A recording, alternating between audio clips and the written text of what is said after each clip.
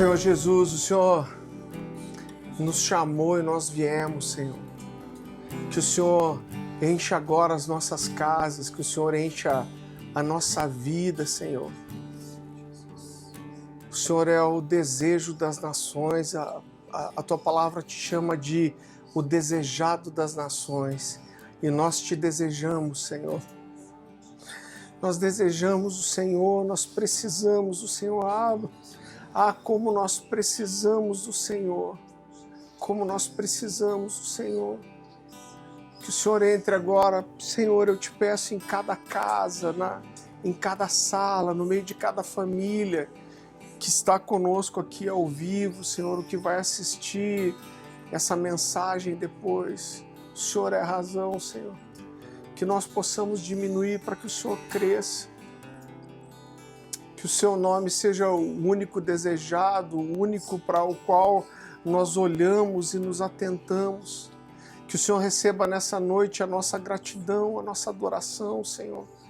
Abre agora os nossos ouvidos espirituais, porque nós queremos, Senhor, nos servir da Sua mesa, do pão da Sua palavra, que ao nós lermos esses textos tão conhecidos, o Teu Espírito Santo possa tornar a Tua palavra viva, ativa, como pão vivo. Senhor Jesus, Tu és chamado de a palavra viva de Deus, a palavra viva que se fez carne, e nós queremos nos alimentar do Senhor nessa noite.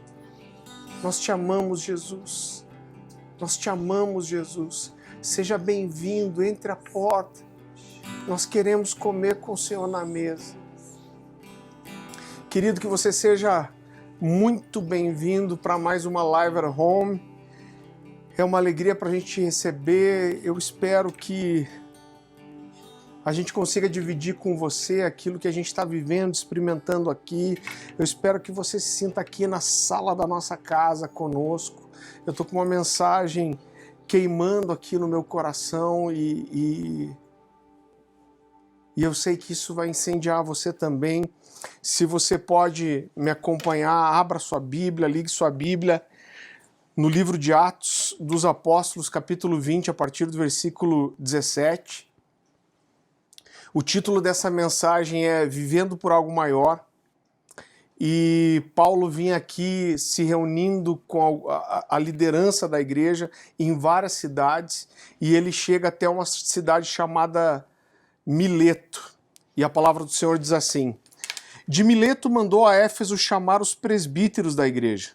E quando se encontraram com ele, disse-lhes: vós bem sabeis como foi que me conduzi entre vós em todo o tempo, desde o primeiro dia em que entrei na Ásia, servindo ao Senhor com toda humildade, lágrimas e provações que pelas ciladas dos judeus me sobrevieram, jamais deixando de vos anunciar coisa alguma proveitosa e de vô-la ensinar publicamente e também de casa em casa, testificando tanto a judeus como a gregos o arrependimento para com Deus e a fé em nosso Senhor Jesus Cristo.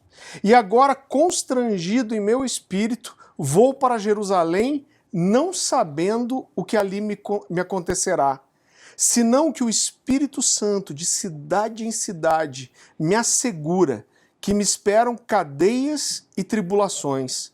Porém, nada considero a minha vida preciosa para mim mesmo, contanto que complete a minha carreira e o ministério que recebi do Senhor Jesus para testemunhar o evangelho da graça de Deus. Agora eu sei que todos vós, em cujo meio passei pregando o reino, não vereis mais o meu rosto. Queridos, como eu falei, Paulo passava aqui por uma série de cidades e ele chega a Mileto, que ficava mais ou menos a 13 quilômetros de Éfeso. Na verdade, essas visitas de Paulo, reunindo os irmãos, era mais como uma espécie de uma despedida. Provavelmente Paulo nunca mais passou por esses lugares e nunca mais viu a imensa maioria desses irmãos, se não todos eles. Éfeso era uma cidade muito importante, uma cidade das maiores cidades da região, e foi aonde Paulo deixou Timóteo, seu principal discípulo. Paulo gasta 2 anos da sua vida morando ali em Éfeso, e com certeza Éfeso foi assim, a menina dos olhos do apóstolo Paulo, se falando de cidade. E o investimento dele faz todo sentido, porque quando a gente estuda um pouquinho de história, a gente vai perceber que Éfeso se tornou uma cidade muito importante para espalhar o cristianismo. Vários dos concílios nas próximas décadas se reuniram na cidade de Éfeso para discutir a doutrina, e ali virou um centro mesmo do evangelho. E o que Paulo está dizendo aqui é que ele sentia Deus o movendo, o dirigindo para ir até Jerusalém. Ele sabia, ele tinha o discernimento, o entendimento que isso fazia parte do seu chamado, que ele precisava cumprir essa viagem e que passar por Jerusalém fazia parte da carreira que Deus tinha proposto para o apóstolo Paulo. Eu quero que você vá comigo para Atos capítulo 21, a partir do versículo 10.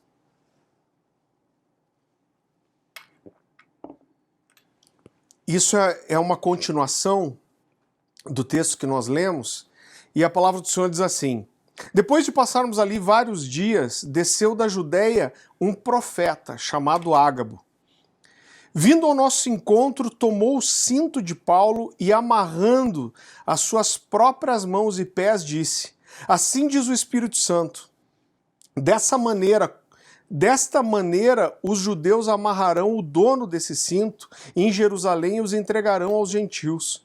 Quando ouvimos isso, nós e o povo dali rogamos a Paulo que não subisse para Jerusalém. Então Paulo respondeu: por que vocês estão chorando e partindo o meu coração? Estou pronto, não apenas para ser amarrado, mas também para morrer em Jerusalém pelo nome de Jesus. Como não pudemos dissuadi-lo, desistimos e dissemos: seja feita a vontade de Deus. Então, logo depois do texto que nós lemos, a Bíblia fala que um profeta chamado Ágabo vem e mais uma vez é profetizado que Paulo ia ser preso e entregue nas mãos dos gentios. Com certeza aqueles irmãos ali começaram a chorar, e a Bíblia fala que eles tentaram convencer Paulo a não ir nessa viagem, né? E o argumento deles era: Paulo, todo lugar que você passa, os profetas têm se levantado e dito que o que te espera lá são cadeias e tribulação, você não pode ir para esse lugar. E quando Paulo vê os irmãos chorando, ele fala: olha, por que vocês estão chorando e estão partindo o meu coração? Ele está dizendo: eu estou pronto para encarar isso. E uma pergunta que me fazem com muita frequência, olhando para esses textos, é se Paulo foi teimoso e se de alguma forma ele resistiu ao Espírito Santo e resistiu aos alertas que, como ele mesmo diz, de cidade em cidade o Espírito estava dizendo para ele que coisas ruins o esperavam em Jerusalém. E se foi por uma teimosia de Paulo que Paulo foi para lá, e ele acabou sofrendo, por causa disso, várias consequências. E eu posso dizer para você que foram várias consequências.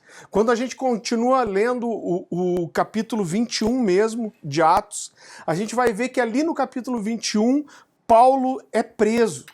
Ele é preso primeiro numa prisão domiciliar em Roma, mas logo em Jerusalém, né? E logo depois disso, ele é preso em Roma, e quando ele é preso em Roma, ele já não é acusado mais pelos judeus, mas ele é acusado pelo Império Romano, e ele é jogado numa masmorra, uma prisão que existe até hoje, chamada prisão Mamertina, e ele só sai desse lugar para ser decapitado. Então, quando a gente estuda um pouquinho de história, a gente vê a cronologia, a gente vai perceber que desde essas palavras proféticas que Paulo recebeu acerca de prisão em Jerusalém, até ele ser decapitado em Roma, foram mais ou menos 6 anos que se passaram, e a maior parte desse tempo Paulo ficou preso. Essa é uma das coisas que é difícil da gente entender. Esse homem tão incrível que sozinho escreveu quase metade do Antigo Testamento, evangelizou do Novo Testamento e evangelizou a maior parte do mundo que se conhecia. Por que que Deus planeja um futuro desse para esse cara? Não só ele passa os seus últimos 6 anos de vida preso, mas é morto, né, pelo Império Romano. E a pergunta é, será que Paulo resistiu ao Espírito Santo e ele foi teimoso em ir para Jerusalém? Na verdade, não. Quando a gente estuda os textos, fica claro que Paulo tinha uma convicção em Deus que ir para Jerusalém era parte do plano, do propósito de Deus, e eu vejo que os alertas que o Espírito Santo deu para Paulo, como ele mesmo diz, né, a expressão que ele usa é o Espírito de cidade em cidade me assegura. Ele está dizendo, o Espírito Santo está me assegurando que não é para eu ter dúvida que o que me espera são cadeias e tribulações. Então toda essa ação do Espírito Santo não era para que Paulo desistisse de ir para Jerusalém ou parasse com esse plano ou mudasse de rota, mas era simplesmente para que Paulo estivesse preparado e consciente daquilo que o esperava. Quando a gente olha para a história de Paulo, a gente vê que depois que ele teve aquele encontro com Jesus no caminho de Damasco, a primeira profecia que ele recebe de Ananias é: o Senhor me mandou aqui para te mostrar o quanto te importa sofrer pelo Evangelho. Então toda essa ação profética não era para dizer Paulo não vá, mas era para dizer Paulo, a coisa vai ficar feia e você precisa saber disso e você precisa estar preparado. Agora, para Paulo cumprir com o seu chamado e completar a sua carreira, era muito mais importante do que escapar de qualquer cadeia ou qualquer tribulação que pudesse estar esperando por ele. Eu quero ler mais um texto com você, se você puder abrir comigo, 2 Coríntios, segunda carta de Paulo aos Coríntios, capítulo 4, a partir do versículo 16. Paulo diz assim: por isso, não desanimamos. Embora exteriormente estejamos a desgastar-nos, interiormente estamos sendo renovados dia após dia. Pois os nossos sofrimentos leves e momentâneos estão produzindo para nós uma glória eterna que pesa mais do que todos eles. Assim fixamos os olhos naquilo que se vê, não fixamos os olhos naquilo que se vê, mas no que não se vê. Pois o que se vê é transitório, mas o que não se vê é eterno. E queridos, quando eu olho para esse texto, eu vejo que Paulo deixa muito claro aqui 3 convicções absolutas que ele carregava. E eu gostaria de abordar cada uma delas em cada um desses 3 versículos. Então, em primeiro lugar, o que me chama muito a atenção é que Paulo tinha a convicção de que enquanto o seu corpo se enfraquecia, o seu espírito se tornava cada vez mais forte e cheio de vida. Então ele diz assim: por isso não desanimamos, embora exteriormente estejamos a desgastar-nos, interiormente estamos sendo renovados dia após dia.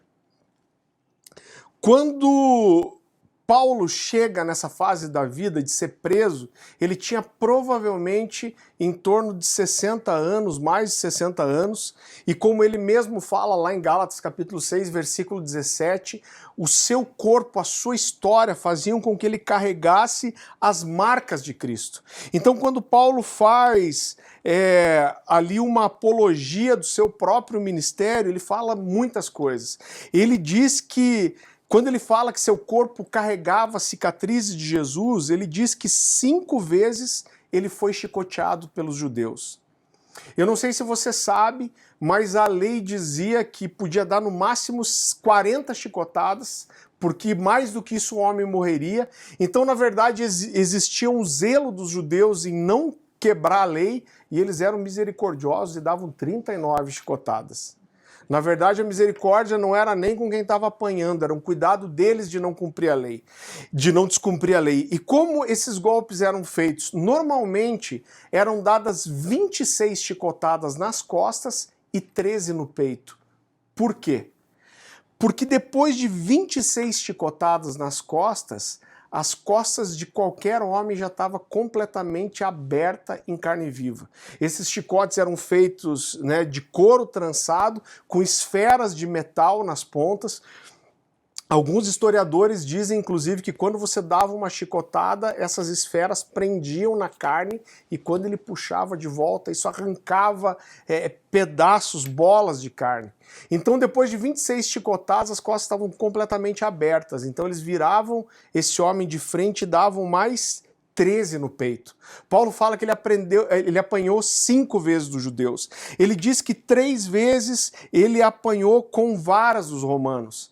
Isso era muito semelhante àquilo que os policiais chamam hoje do pau de arara, né? Então eles amarravam o homem com as pernas e os braços pendurados de costas para o chão, numa espécie de uma trave, e eles surravam esse prisioneiro até ele desfalecer, até desmaiar. Ele diz, olha, 3 vezes eu apanhei com varas dos romanos. E fora isso, seu corpo carregava as marcas de apedrejamento até ele ser considerado morto, com certeza a surra de multidões enfurecidas por causa da verdade que Paulo pregava, e ele fala ainda de trabalho árduo, de noite sem dormir, isso está lá em 2 Coríntios capítulo 11, ele fala de cadeia, fome, sede, nudez, e seu corpo maltratado e cansado agora passava por um último desafio. Paulo foi preso 2 vezes, depois disso, uma primeira acusada pelos judeus, era uma acusação religiosa, mas quando ele é preso pelos romanos, ele é tratado como um prisioneiro comum e ele é lançado numa prisão comum chamada Cárcere Mamertino. Eu visitei essa prisão no ano passado, a história dela é muito interessante.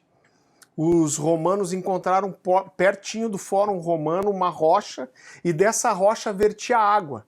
Então a ideia deles inicialmente foi o seguinte, olha, vamos escavar essa rocha, né, e vamos transformar ela numa cisterna, porque a água vai entrar e a gente vai ter uma cisterna aqui do lado do fórum. Só que quando eles escavaram, e teve lugares que eles chegaram a escavar 12 metros para baixo, eles descobriram que a mesma água que entrava saía. Por quê? Porque essa rocha tem várias fendas e a água escapava de lá. E chegou uma altura que eles perfuraram e eles encontraram um lençol d'água com uma corrente. E aí eles desistiram mesmo de transformar aquilo numa cisterna. E algum endemoniado teve a ideia de olhar para todo aquele trabalho e falar, o que a gente vai fazer com isso? E alguém resolveu transformar aquele buraco numa prisão. Então eu tive nessa prisão, eu não sei mais ou menos quantos metros quadrados tem, mas eu acho que uns 40 metros quadrados, ela é circular, né? Então os historiadores dizem que ela tinha a abertura da boca de um poço. Eu vi esse lugar, ainda tem essa boca lá, apesar de ter uma escada que você entra pela lateral hoje. Então eles dizem que quando essa prisão começou, os prisioneiros eram amarrados com uma corda na altura do peito e eles desciam esses prisioneiros por essa corda. E às vezes muitos homens ficavam presos naquele buraco ali. E é muito interessante porque quando eu fui em Roma não era inverno, estava um clima agradável, mas dentro desse lugar é gelado. Por quê? Porque não bate um raio de sol ali, as paredes são cobertas de limo, escorre água, brota água do chão, né? É um lugar terrível. E os historiadores contam que as pessoas naquele lugar passavam doenças umas para as outras ali, sem sol, sem higiene, não tinha um banheiro ali. Inclusive conta-se que essas pessoas adoeciam e quando alguém morria entre os prisioneiros, os próprios prisioneiros pegavam aquele cara e jogavam naquele buraco que tinha uma corrente de água e sabe-se para onde esse corpo ia. Um historiador da época chamado Salustio, é um historiador conhecido romano, Ele descreve essa prisão da seguinte forma. Ele diz, um lugar de aspecto horrivelmente repugnante, pelo abandono, a escuridão e o mau cheiro. E com certeza esse era um quadro muito desafiador. Paulo escreve sua segunda carta para Timóteo desse buraco, e é uma coisa que mexe demais com o meu coração, um dos textos preferidos para mim das Escrituras, porque Paulo, desse buraco, ele escreve para Timóteo e ele pede 3 coisas. Ele fala, venha ter comigo e traga com você João Marcos, porque todos me abandonaram. Ele queria os seus amigos perto. Depois ele diz, ó, traga a capa que eu deixei em Troade na casa de Carpo. O inverno se aproximava e neva em Roma, né? Então ele queria proteger seu corpo do frio, mas em terceiro lugar, ele pede os livros e pergaminhos. Então esse homem nesse buraco, ele queria ainda se alimentar da palavra de Deus, ele queria alimentar o seu espírito. Então, enquanto Paulo tinha uma convicção de que enquanto seu corpo envelhecia, era fragilizado, o seu espírito ficava cada vez mais forte. Enquanto seus olhos enxergavam cada vez menos, o seu espírito conseguia enxergar cada vez mais longe. Enquanto seu vigor físico diminuía, ele fala que o seu espírito se renovava dia após dia. Enquanto seu corpo caminhava para a morte, ele sabia que o seu espírito estava caminhando, estava cada vez mais próximo da vida eterna. E por isso ele diz, e por isso nós não desanimamos. Essa era uma convicção de Paulo.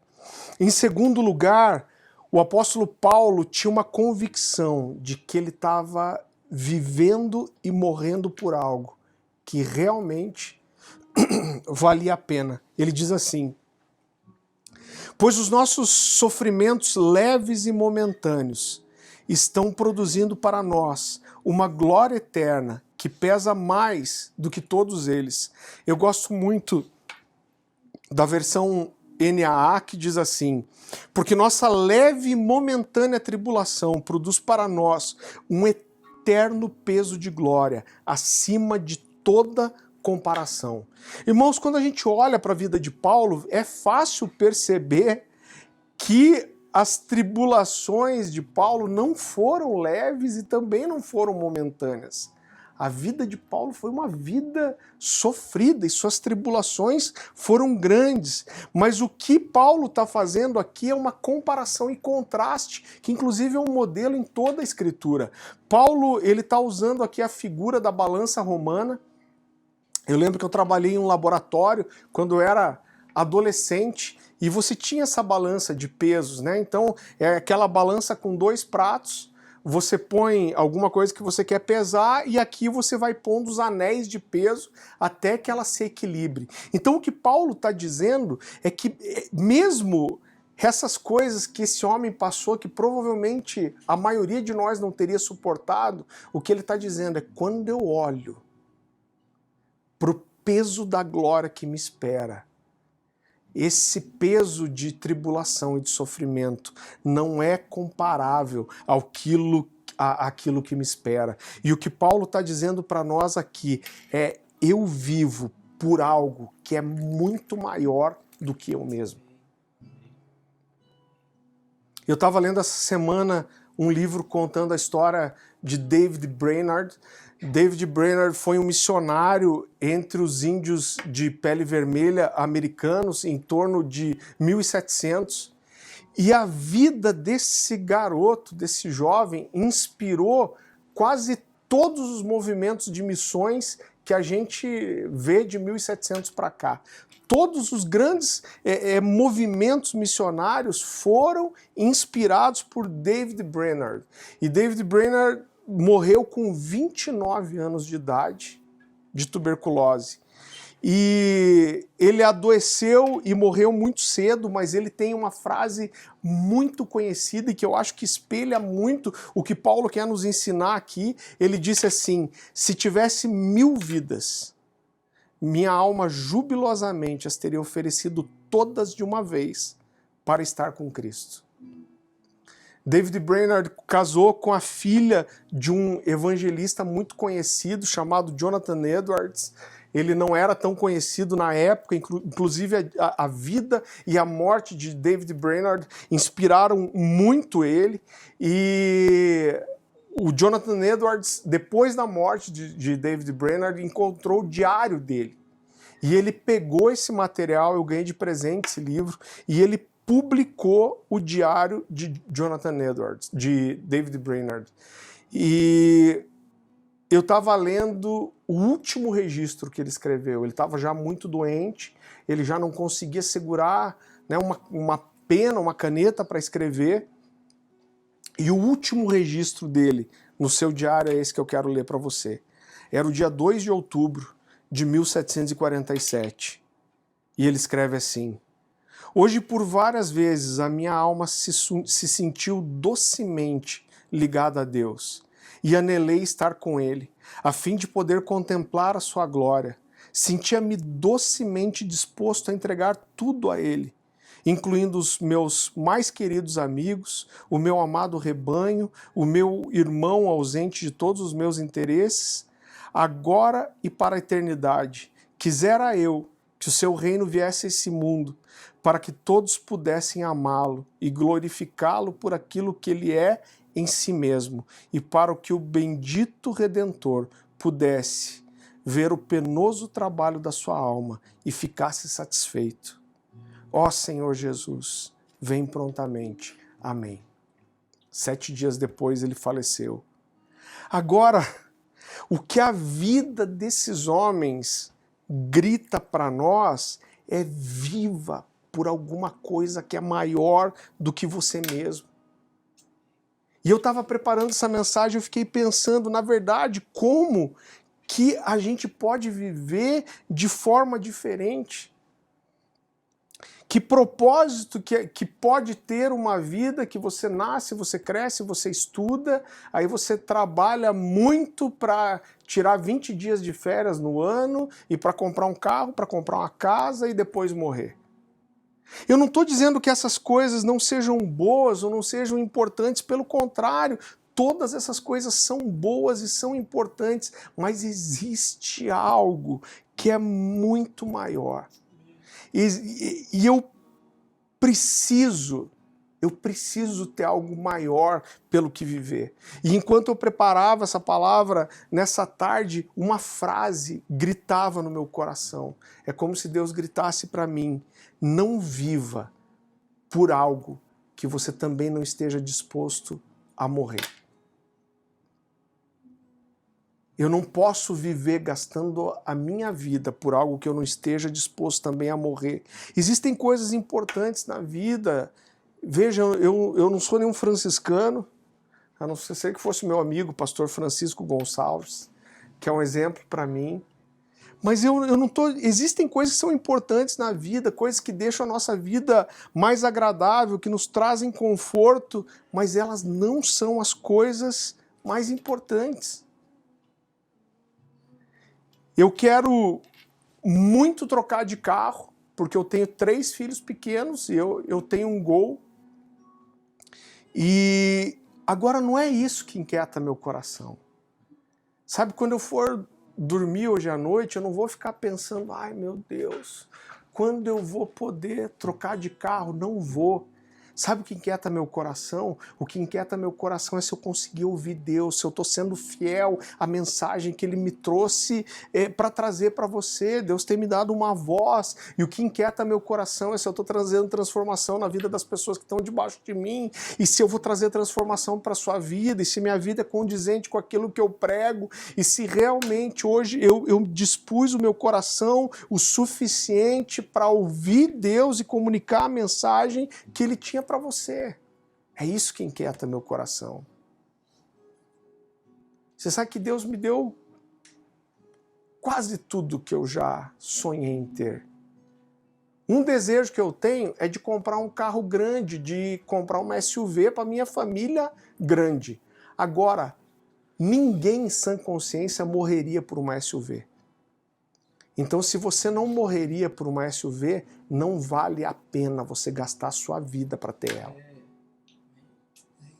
Você não pode viver, gastar sua vida. A gente pensa só no momento de escolher entre a vida e a morte.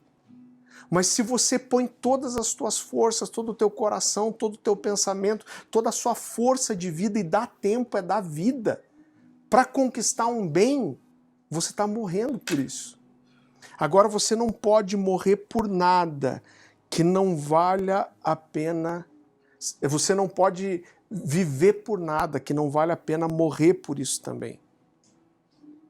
Eu não posso colocar toda a minha atenção, o meu tempo e a minha força nisso. Se eu não posso colocar nisso, então significa que existe outra coisa pela qual vale a pena viver e pela qual vale a pena gastar a minha vida. Eu preciso entender o que é isso. É isso que Jesus queria nos dizer quando lá em Mateus 6:21 ele diz, olha, onde estiver o seu tesouro, aí está o seu coração.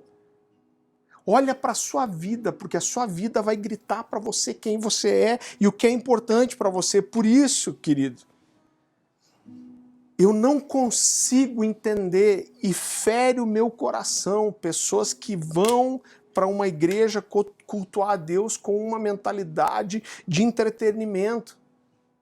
Pessoas que vão para uma reunião, para um culto. Eu quero entender que quando eu vou para um culto, eu vou prestar o meu culto a Deus, né? Então são pessoas que querem ir para um culto legal, que não seja muito demorado. Eu quero ouvir uma palavra que me faça sentir bem para eu ir embora feliz. Sabe o que essa pessoa está querendo? Ela está querendo entretenimento, uma apresentação de uma equipe de louvor, uma apresentação de um pastor, e elas são satisfeitas com isso.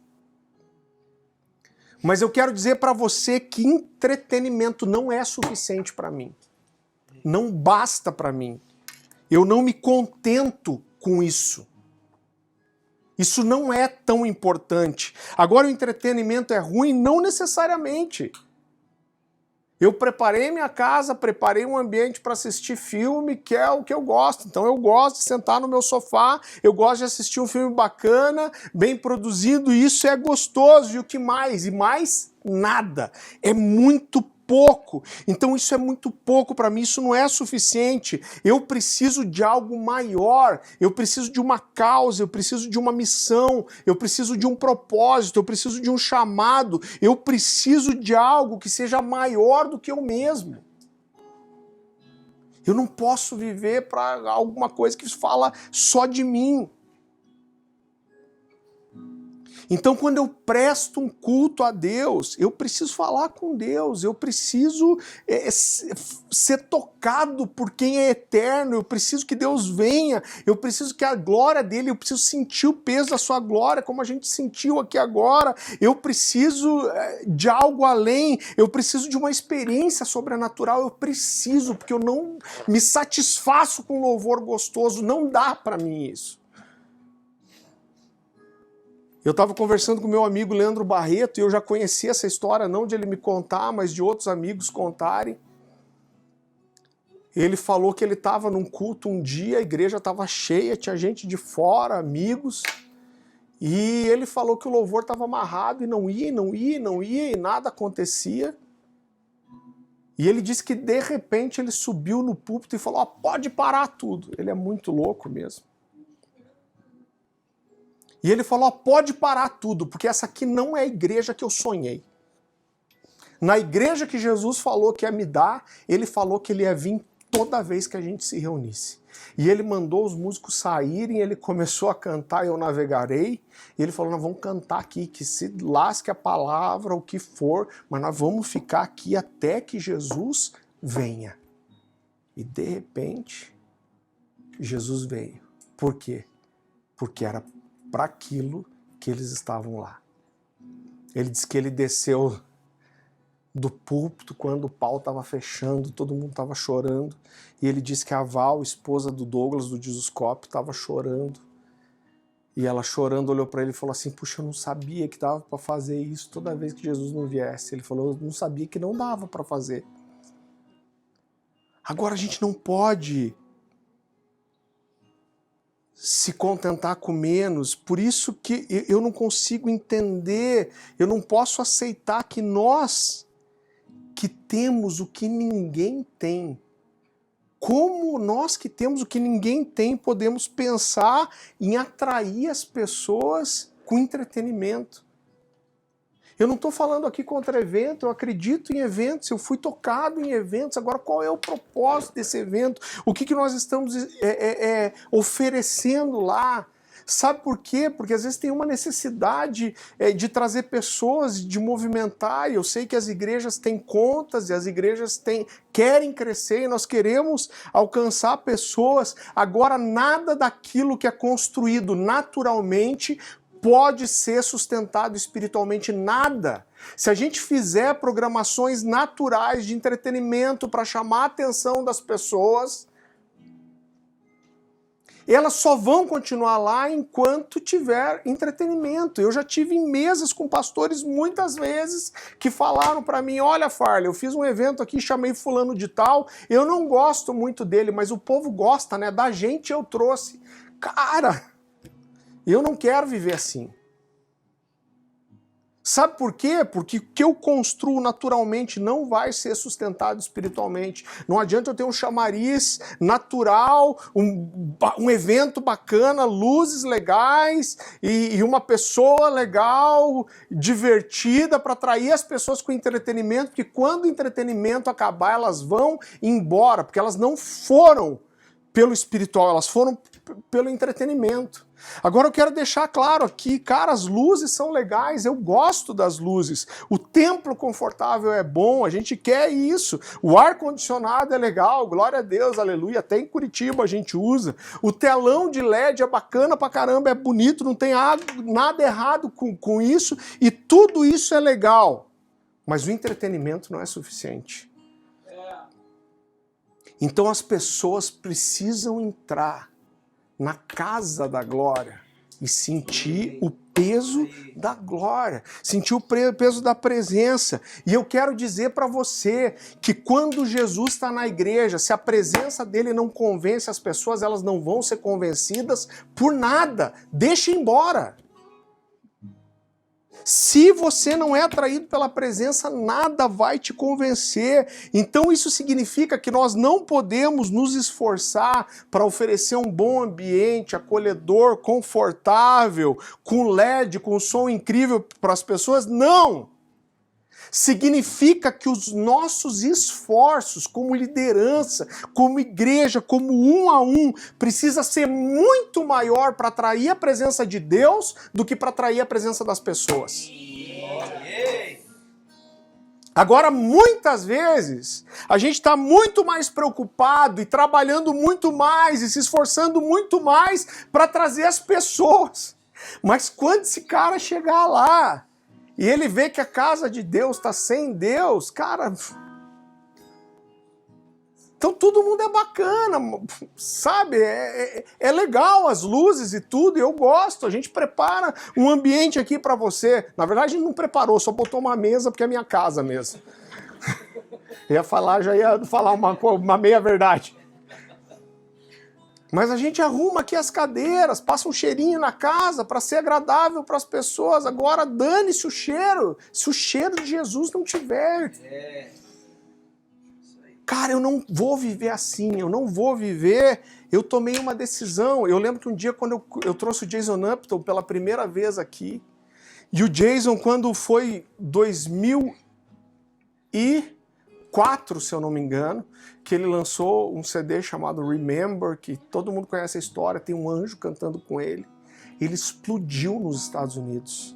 E ele foi um cara que todo mundo queria, ele tinha convite toda hora e todo mundo queria ele nos eventos, e depois isso foi diminuindo muito. E um dia, quando eu estava conversando com ele, ele falou uma frase que eu nunca vou esquecer.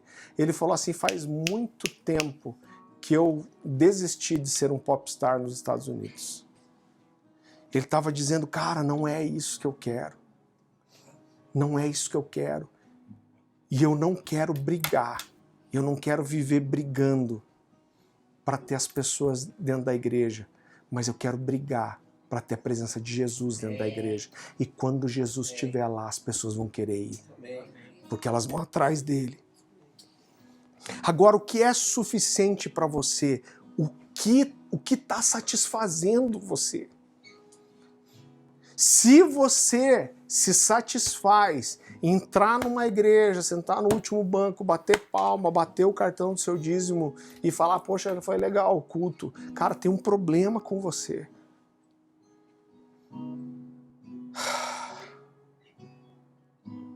Eu não posso viver por alguma coisa que não valha também a pena morrer por isso. E é isso que Paulo está dizendo aqui.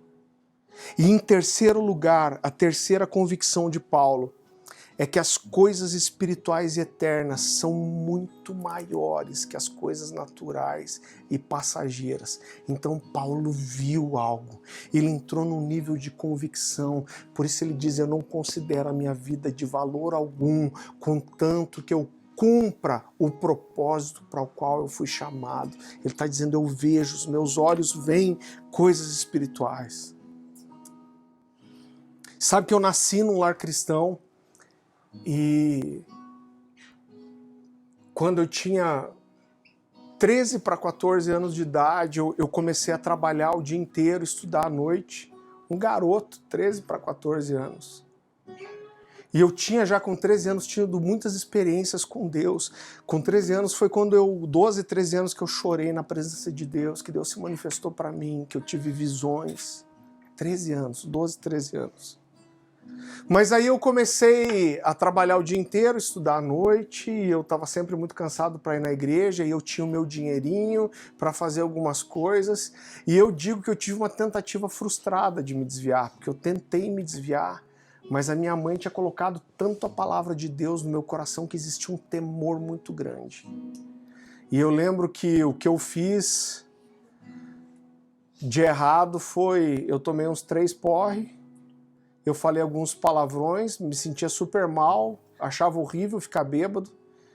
E o que mais? E tomei suco de revolvinho. Um amigo meu chamado Diego, que estava ministrando no louvor, falou, o único pecado que eu fiz foi tomar suco de revolvinho quando eu era criança. Então eu não tinha me afastar de Deus, eu orava toda noite, mas eu tive um grande esfriamento. E eu lembro que eu fui dormi uma noite, e eu não sei se você já teve a experiência de ter uma visão aberta, mas parece que aquilo está acontecendo, você está vendo e a ficha não cai. E aí, quando acaba, que você fala, meu Deus, o que eu vi? Você fica meio amortecido quando está acontecendo. E eu lembro que eu deitei na cama e eu comecei a ouvir um buchicho no meu ouvido, como um negócio assim.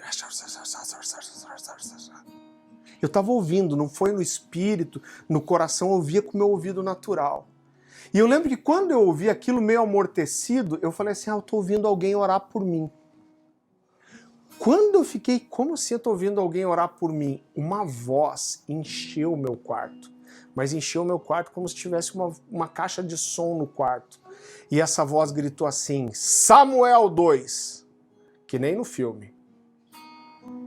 Cara, saiu voando coberta, travesseiro. Eu saí correndo de 4, você já correu de 4? É o catar-cavaco, que a gente chama, né? Que o cara tropeça, ele começa a correr com a mão junto. Parecia um macaco do Planeta dos Macacos. Saí correndo daquele jeito, entrei correndo no quarto da minha mãe e já meti a mão na luz e falei, mãe, aconteceu um negócio esquisito, eu tava lá dormindo, daí eu ouvi um buchicho no meu ouvido e de repente uma voz gritou do meu quarto e falou, Samuel 2. Eu lembro que minha mãe sentou na cama, meu pai ficou de boca aberta, olhando pro teto, tentando acordar ainda, entender o que estava acontecendo. E minha mãe sentou na cama e ela falou para mim assim, foi Samuel 2 que você ouviu? Eu falei, foi. Ela esticou a mão e pegou a Bíblia que estava no criado mudo do lado da cama e ela abriu a Bíblia e começou a chorar. E eu falei, mãe, você está me assustando, mãe. E ela falou, ela chorando, ela falou, Farley, eu tenho visto você se afastar de Deus. E alguns dias atrás eu dobrei o joelho na cama aí onde você está. E eu fiz uma oração. E eu falei, Deus, eu não gerei filho para morrer e ir para o inferno. E eu falei, Deus, ou o Senhor resgata meu filho, ou pode matar ele antes. Eu falei, credo, mãe. Ela falou, eu lembro dessas palavras, ela falou, eu prefiro ver você num buraco e jogar terra em cima de você do que ver você se perder e ir pro inferno. E ela falou, nesse dia eu orei mais uma coisa. Eu orei e falei, Deus, assim como Ana entregou Samuel para ser um sacerdote na sua casa, eu estou te entregando Farley para ser um sacerdote. Ou o Senhor aceita, me entrega a minha oração, ou o Senhor pode matar ele antes. E ela me falou, 1 Samuel capítulo 2, é a oração de Ana agradecendo a Deus por ter ouvido sua oração. Irmão, pensa num cara que ficou com vontade de ir para a igreja depois disso. Eu não sei, foi um avivamento. Agora, o que leva uma mãe a fazer uma oração dessas? Eu não sei quantos de vocês que estão me assistindo são pais, a maioria das pessoas que estão aqui são pais, mas ser pai é uma experiência sobrenatural.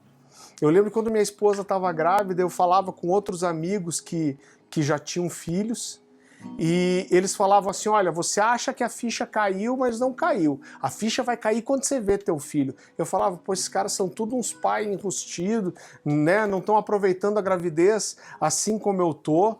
Né? Eu falei, poxa, eu tô todo dia com a mão na barriga da minha esposa, eu coloco o iPod para o meu filho escutar música, caiu a ficha, eu sei o que está acontecendo. Mas a verdade é que quando você está naquele centro cirúrgico, e de repente vem aquele médico com aquela trouxinha azul marinho e bota na tua mão, cara, dá um choque, se fala, meu Deus, vou ter que cuidar agora. Eu lembro que o Caleb tinha uma veiazinha, ele era bem branquinho, ele tinha uma veiazinha no nariz, foi a primeira coisa que eu vi. Eu não sei se é porque é mais difícil você amar algo que não tenha rosto, mas a hora que eu olhei para ele, veio um amor que eu não sei te explicar da onde vem, e você simplesmente se ama, ama. E eu lembro que quando eu ouvi minha mãe falar todas essas coisas, eu fiquei pensando depois como minha mãe teve coragem de fazer uma oração daquela. Agora, o que leva uma mãe, eu vou te falar, se o amor de pai é assim, cara, o amor de mãe, não que a mãe ame mais que o pai, mas é um amor diferente, é um amor sacrificial, né? Eu moro num triplex, a gente está no 3º andar aqui, e às vezes a gente chega em casa à tarde e as crianças dormem no caminho. E são 3, irmão. E eu tenho um menino de 9, o Caleb, a Nicole de 7 e a Luísa de 5. A Luísa é uma varinha, pesa meio quilo, acho. Mas os outros 2, em tempos de pandemia ainda, eles comeram metade do bairro aqui já. Então é punk carregar nas costas, não dá. Então quando eu chego e eles estão dormindo, o que o pai faz? Filho, pega pelo ombro e já bota em pé do lado, eles ficam do lado do carro assim. E você vai dando uns tapinhas na bunda para fazer subir. Eu tenho que parar minha esposa, porque ela tem 1/3 da minha força, talvez, mas se deixar, ela carrega um por um no colo até o quarto. Agora, o que leva uma mãe a dobrar o joelho diante de Deus e falar, ou o Senhor resgata meu filho, ou o Senhor pode matar ele antes? Sabe o que leva uma mãe a fazer isso? É entender que as coisas espirituais e eternas são muito mais importantes que as coisas naturais e passageiras. Agora eu pergunto para você, com que você tem gasto a sua vida? Você já pensou que quando esse dia acabar, você vai ter um dia a menos para cumprir todo o propósito de Deus para a sua vida? Essa é a nossa carreira, nosso propósito de vida. Apocalipse capítulo 12 diz que bem-aventurados são os santos, porque as suas obras os seguem. A única coisa que a gente pode levar dessa vida é aquilo que nós construímos para o Senhor na vida de outras pessoas. Agora, a sua vida é tão preciosa, e quando você escolhe no que dedicar sua vida, sua força, seu tempo, sua atenção, você está escolhendo o que é mais importante para você e pelo que você tem vivido. Não viva por algo que você não esteja disposto a morrer também, porque não vale a pena. Eu quero orar com você, eu quero que aí na sua casa, aonde você está, enquanto nós vamos adorar o Senhor de volta aqui. E querido, eu quero, quando a gente começa a maioria dessas reuniões aqui, a gente fala que o nosso convite para você é que você não seja um espectador, mas que você preste o seu culto. E eu entreguei essa mensagem aqui da melhor forma que eu pude. Agora, a decisão é só você que pode tomar, eu não posso tomar por você. E isso aqui não tem muito valor. Se essa mensagem mexeu com o seu coração, te confrontou, você precisa dar uma resposta para Deus. Você não sabe quanto tempo de vida você tem, eu não sei. Mas eu sei que eu vou viver por aquilo que vale a pena. Eu vou viver por algo que é melhor, maior do que eu. Eu não vou viver por entretenimento. Eu não vou me desgastar um ano inteiro só pensando em aproveitar 20 dias de férias. Isso não presta para mim, não é suficiente. Não é suficiente. Isso não dá para mim. Eu preciso de algo maior pelo qual viver. Talvez você esteja gastando sua vida e dando a maior importância para aquilo que não deveria ser tão importante. O que você precisa fazer? Você precisa se arrepender, você precisa chorar. E você precisa dizer para Deus, Deus me ajuda a começar de volta. Eu quero orar com você. Senhor Jesus, eu compartilhei essa mensagem da melhor forma que eu pude. Mas só o Teu Espírito Santo pode visitar esses meus irmãos e tornar essa palavra viva, ativa. Eu tomei uma decisão um dia, quando eu tinha 16 anos, de gastar minha vida para o Senhor. Só o Teu Espírito pode levar esses meus irmãos a tomarem o mesmo nível de decisão. É claro que isso não é só para quem vai ter ministério de tempo integral, mas a nossa vida precisa ser vivida com o alvo, o objetivo e o propósito certo. Essa semana mesmo, Senhor, eu conversava com um rapaz aqui, ele falava, eu sonhei tantas coisas, eu trabalhei tanto por algumas coisas e eu tenho visto a minha vida passar. E eu não tenho feito o que era mais importante. Eu te peço que o Senhor visite, trazendo convencimento, arrependimento, quebrantamento, que o Senhor visite cada pessoa agora, que haja uma decisão de uma transformação de vida, Pai, que haja uma decisão de mudança, Pai, que haja uma decisão de reorganizar a vida, Pai, de abrir mão. Eu tenho aprendido que muitas vezes o Senhor só dá para quem encontra de mãos vazias. Nos ajuda a soltar aquilo que nós precisamos soltar e dar valor às coisas que realmente valem, Senhor. Espírito Santo de Deus, visita cada casa, cada lar agora. Cada irmão que está ouvindo, talvez num fone de ouvido. Que as lágrimas possam correr, Senhor, renovando, lavando, levando embora aquilo que não é seu, nos transforma, Jesus.